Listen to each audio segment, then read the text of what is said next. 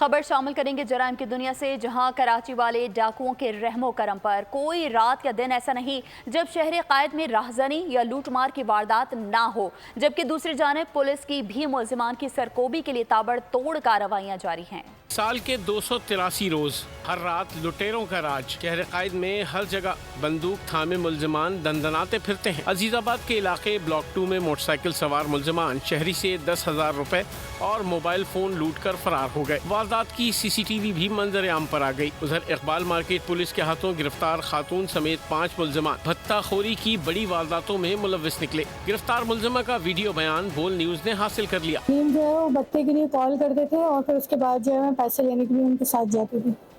مکہ چوک کے پاس سے لیے 5 لاکھ روپے اور ایک دفعہ جو ہے 1 لاکھ روپے لیے ناگن کے پاس سے۔ ہوا گوٹ میں پولیس کی فائرنگ سے مسلح ڈاکو ہلاک ہو گیا۔ ہلاک ملزم کی شناخت محمد شاہ نواز کے نام سے کی گئی۔ ہلاک ملزم متعدد وارداتوں میں مطلوب تھا۔ سبسکرائب کریں اور بیل دبائیں تاکہ کوئی خبر رہ نہ جائے۔